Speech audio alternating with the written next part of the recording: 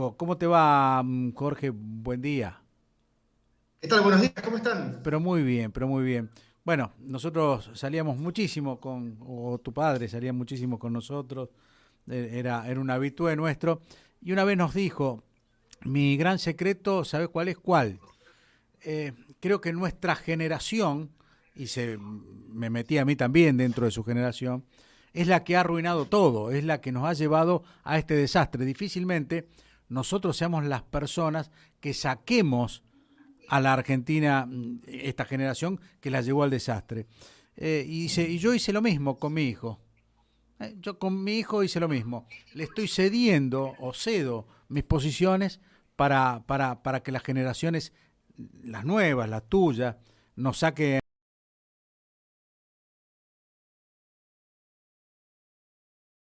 a la Argentina hacia el futuro. Era un gran razonamiento, ¿no? Era un gran razonamiento y él lo puso en práctica. Es un razonamiento muy honesto, digamos, porque la gente que participó de los años 70 vivió esa etapa vital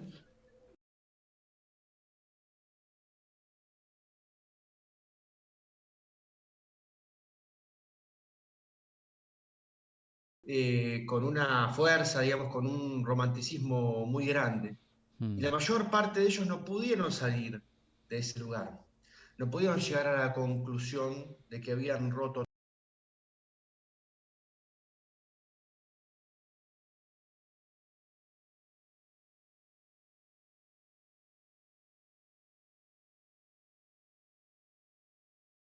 todo, de que se habían acomodado, de que se habían equivocado. Y hoy por hoy, en esto cínicamente esas posiciones. Mi viejo falleció hace muy poquito Sí. y tras el fallecimiento, un botón hermoso de llamados y de mensajes, y muchos de ellos tenían que ver con anécdotas, ¿no? De vivencias con él. Mm. Y entre otros me llamó un amigo, Gonzalo Argüello, que me cuenta la anécdota de cuando lo conoció a mi padre. Gonzalo estaba repartiendo volantes en Pinamar para empujar la ley que terminara con la lista sábana en la Claro. política, ¿no? Y entonces dice que mi viejo lo encaró y le preguntó, pibe, ¿qué estás haciendo? Y le dijo, estoy repartiendo estos volantes. Y lo miró y le dijo, bueno, muy bien, me alegra mucho. Mi generación en los 70 creía que los cambios se hacían con sangre. Mm. Ya, ahí está, ahí está. Y esto me parece que, por más que una parte enorme de la generación que buscó la eliminación del otro como forma de resolver las diferencias políticas no pueda salir de ese lugar, me parece que el mensaje debe ser más bien a los jóvenes que todavía tienen una visión romántica de aquella época, digamos, de aquella época en términos de buenos y malos, es decir, de que hay fusiles que disparan flores, ¿viste? Me Jorge, parece pero que de ese lugar hay cómo, que salir. cómo puede ser que jóvenes tengan ese ideal? Esa es la pregunta, ¿no? Alguien que ha nacido después de los 80, ¿cómo puede ser que tengan ese ideal? ¿Cómo puede ser que mantengan eso? Uno lo entiende cuando uno lee acerca de Fidel Castro, allá por la década del 50/60. eh, Uno puede entender un montón de cosas con la lectura, pero tener un ideal de esa forma me parece extraño. Mira, eh, cuando tenés 18, tenés 20 años y empezás a asomar la cabeza al mundo y empezás a asumir que te las vas a tener que arreglar solo, es decir, empezás a salir del cascarón que te protegió hasta ese momento, sacás la cabeza al mundo y te das cuenta de que el mundo es una mierda, Hmm. de que el mundo es injusto, de que hay un montón de cosas para arreglar, de que hay gente sufriendo. Y entonces la primera reacción, que es muy típica de esa edad, es una reacción emocional, intempestiva, digamos, las ganas de romper todo el sistema. Sí. Durante muchos años en la Argentina, a esas franjas etarias, digamos, las representó la izquierda porque de alguna manera se ponía en el escenario como el equipo que le podía meter un dedo en la oreja al sistema, para ser Sí, elegante. sí. Claro. Eh, Entender a esa edad que los cambios no son a los sopapos, que no podés llevar a la gente al paraíso a patadas en el culo, es una idea difícil, es una idea a la que podés arribar mucho tiempo después. Y peor, es mucho peor, si en el medio vos venís de una cultura que te transfiere, es decir, de una cultura que te transfiere de padres a hijos, que aquella época de ir a los sopapos por las diferencias políticas era algo romántico, digamos, ¿no? Eh, Yo creo que, yo creo que los argentinos necesitamos más Gandhi y menos sí. Che Guevara, digamos. Estuve en España algunas veces y no siento la diferencia o lo que vivimos acá. Y mirá que ellos tuvieron un Franco de 50 años, no es que tuvieron una dictadura de 7 años, ¿no? Del 76 al 83, tuvieron 50 años. En Brasil estuve el año pasado con Bolsonaro y Lula, y en las mesas de café se discutía un poco, pero no era acalorado, no era... en Uruguay no existe esa diferencia. Ni siquiera vamos al peor de los peores, Chile.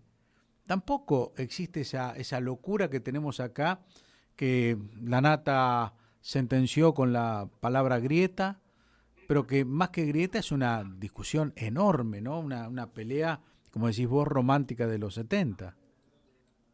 Y yo estuve en las elecciones, fui como veedor internacional a las elecciones en Estados Unidos entre Hillary y Trump, Claro. que vistas desde Argentina parecía ser que los americanos tenían que decidir entre el infierno y el paraíso, y podía llegar a ser el final de los tiempos. Y cuando llegué ahí me di cuenta de que ellos estaban decidiendo 5 grados a babor o 5 grados a estribor, que no era tan grave, digamos. Si Mm. bien uno de los personajes tenía mucho voltaje y era muy raro y todo lo que podamos querer, todo lo que queramos decir de Trump, los americanos lo vivían de otra manera, lo vivían con otro aplomo, con otra tranquilidad. Creo que hay pueblos que son más aplomados que otros. Me parece que eso tiene mucho que ver con la cantidad de años de democracia continua que tienen. ¿Okay? Sí. Ahora, no explica algunos casos que han tenido dictaduras como Chile o como Uruguay. Me parece que por ese lado, lo que puede tener que ver, estoy ensayando teorías, ¿no? Que de ninguna manera puedo comprobar, son solamente mis opiniones. Eso me parece que tiene que ver con cuál fue la fantasía de grandeza de un país. A ver, yo creo que los argentinos hemos crecido y todavía crecemos en alguna medida bajo la idea de que Argentina es un gran país Mm. y que está para grandes cosas. Si vos creces en esa lógica y un día te despertás y te das cuenta que este es un país que está llegando al 50% de pobreza, que en la niñez la pobreza es 60%, que hay 1 de cada 10 argentinos que directamente no morfa todos los días, que el nivel de deserción escolar es el 50 o el 60%, que la mitad de los que se reciben en una universidad no tienen lectura comprensiva y demás. Te podría dar un montón de ejemplos, digamos, inflación, Sí. lo que vos quieras. ¿Te das cuenta de eso? Entonces te caes de un balcón que es muy grande, te caes de un balcón de las expectativas que es altísimo y eso no te puede producir otra cosa que una gran frustración. Y esa frustración después se termina convirtiendo en enojo. El Jorge, relato en esto que vos estás nombrando como ensayo, ¿no? Que no, todavía no corroborable, le pongo dos condimentos a lo que estás diciendo. Dos países enormes, India y China.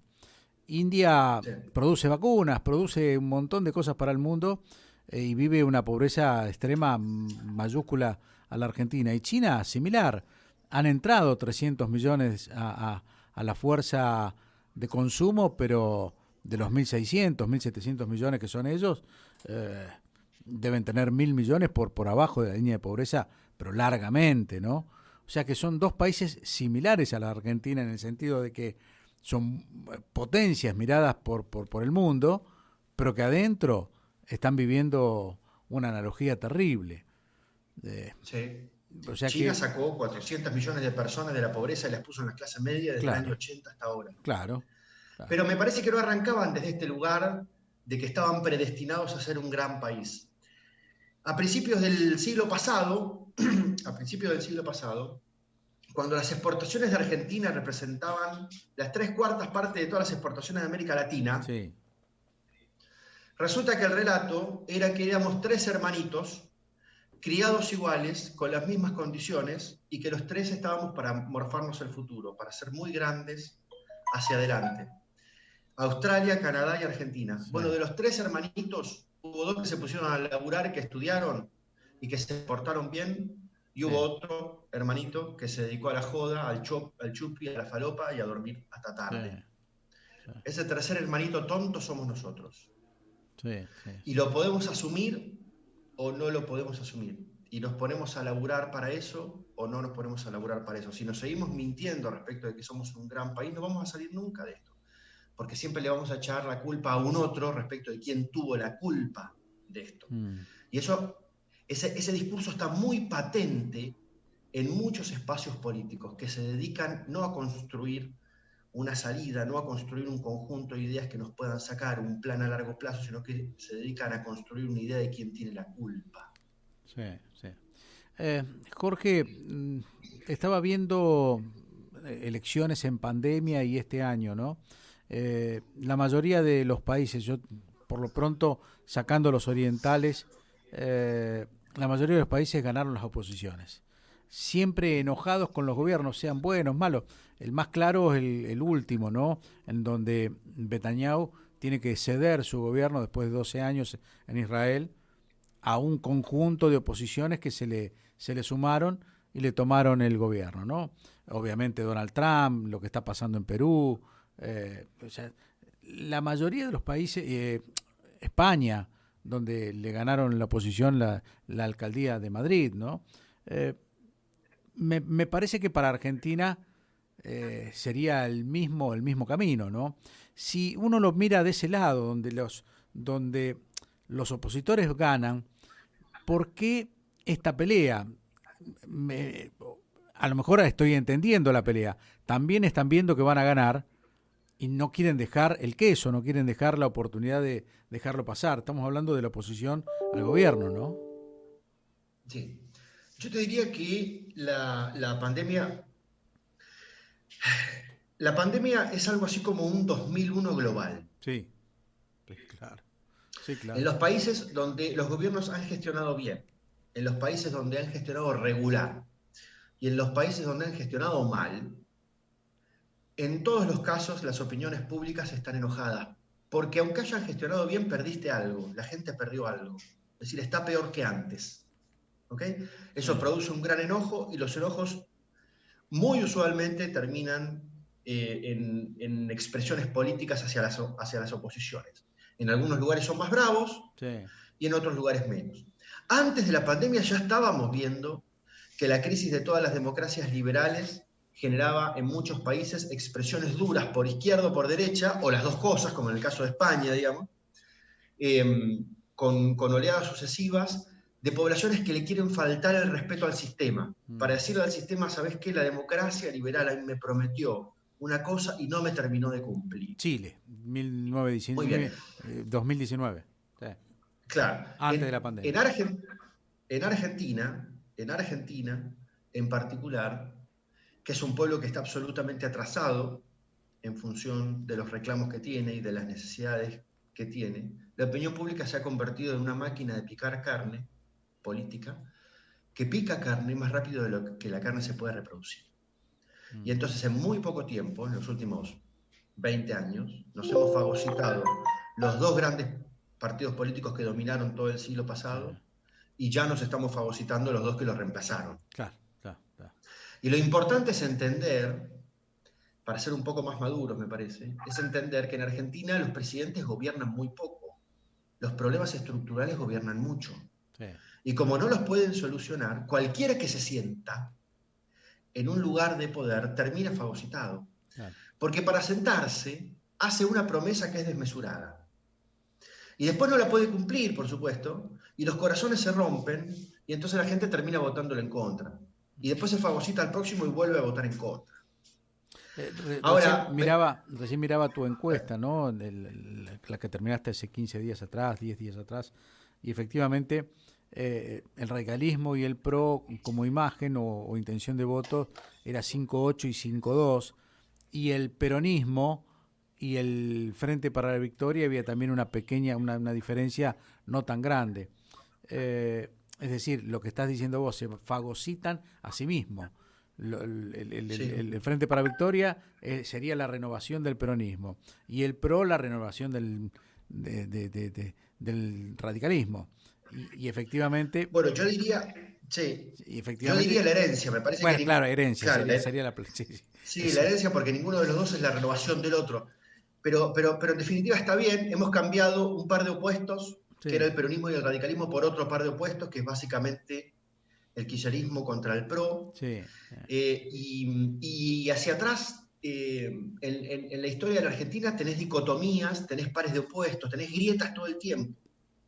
Y lo importante no es que tengamos grietas, porque grietas vamos a tener siempre. sí, claro. Porque los seres humanos pensamos en términos dicotómicos. El tema es cuán adultos, perdón, me corrijo, cuán maduros somos para resolver esas diferencias. En Argentina siempre las dicotomías las resolvimos con una tragedia. Siempre las resolvimos para peor. Sí. Entonces, la próxima, no dentro de 10 años, yo no sé si el kirchnerismo va a existir, supongamos que no existe. Vamos a tener otra dicotomía. ¿Cómo la vamos a resolver? ¿La vamos a resolver como infantes, como adolescentes o como maduros?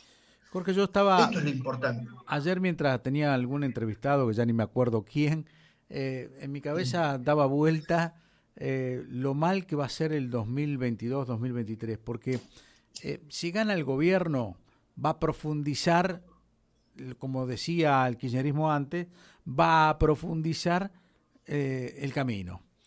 Ya sabemos cómo nos va a llevar profundizando ese camino.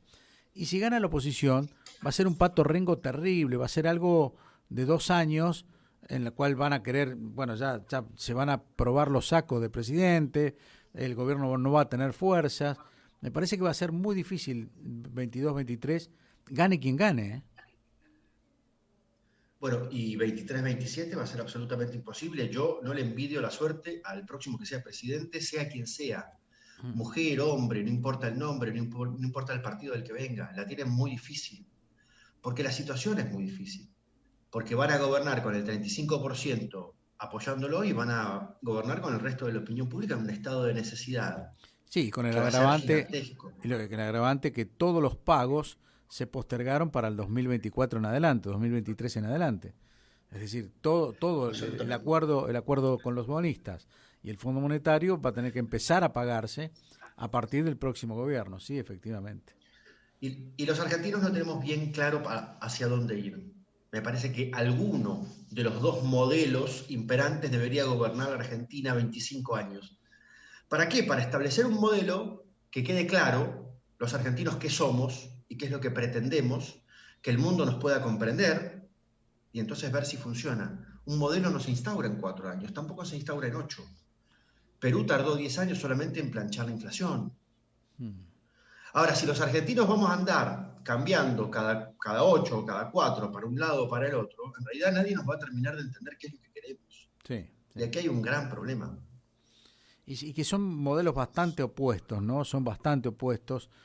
No son modelos similares como en Estados Unidos, que, como dijiste vos, 5% para un lado o para el otro.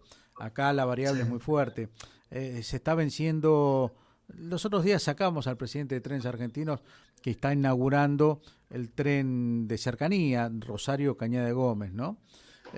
2 horas y media, imagínate, 2 horas y media para hacer 60 kilómetros. Está bien, por lo menos algo es algo. Y le pregunto, pero las vías, mirá que las vías no son de Trenes Argentinos. No te preocupes, ya hemos charlado. A los 2 días nos enteramos que NSA, que tiene las vías, le rescinden o no le renuevan la concesión, por lo tanto es estatizado. Es decir, son modelos completamente opuestos. Un modelo en el cual se cree en la actividad privada y otro que no se cree en la actividad privada. Habrá que ver de verdad, no sé cuál es mejor, ya no sé cuál es mejor, como decís vos, hace falta 25 años. Este ya lleva 14 años de gobierno, le quedan Y hace 11.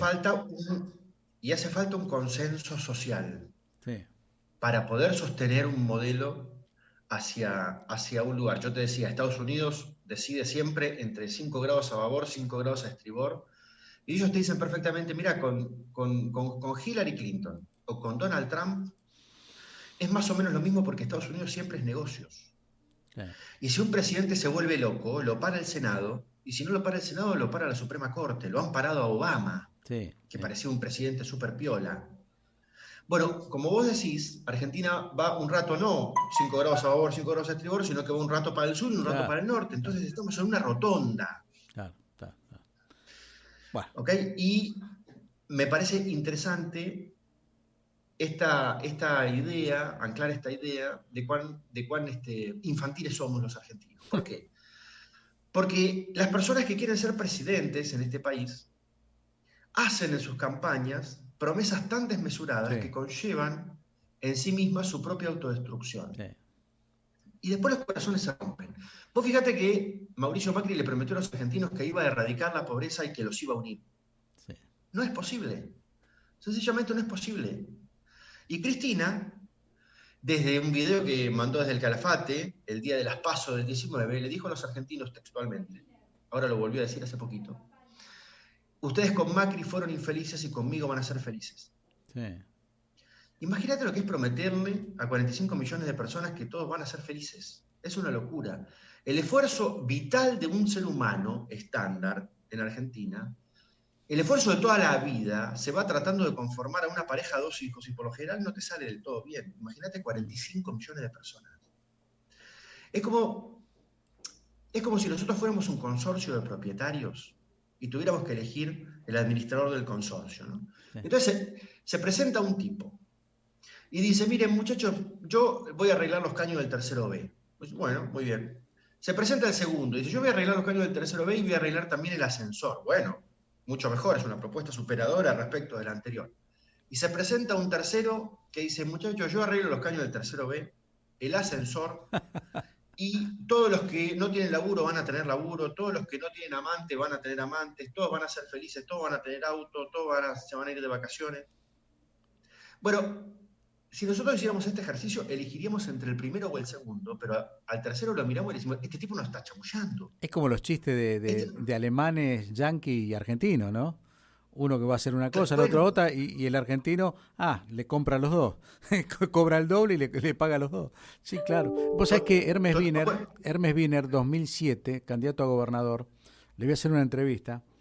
Entro al despacho de él, me saluda, y le digo, che, que la campaña, qué complicado. Y después cuando gobernés, perdón, el problema es la campaña. Gobernar se gobierna de taquito, dice. Si laburan los otros. El problema era llegar a ser gobernador porque ahí tenía que trabajar él. Tiene que poner la cara. Después no hay problema. Fue un chiste, una broma, una frase jocosa, pero profundamente cierta. O sea, no salía de la realidad. Sí. Totalmente. Bueno, lo que yo me pregunto es por qué sistemáticamente los argentinos elegimos por el tercer candidato del consorcio de propietarios. Sí. El que está súper loco. Y entonces yo digo, claro, yo digo lo siguiente, está loco el que promete, pero ojo, porque también está loco el que cree. Sí. El que cree que la Argentina se trata de cambiar de presidente y todo empieza a mejorar está súper loco. Sí, efectivamente. Bueno, muchísimas gracias, Jorge. Vamos a ver si charlamos más seguido con vos y nos centramos en algún temita específico. Dale. Y no te molesto Nos tanto. fuimos por las ramas. No, para que no molestarte tanto 30 minutos. Gracias. Chau, hasta luego. Te mando un abrazo. Adiós. Jorge Giacobbe.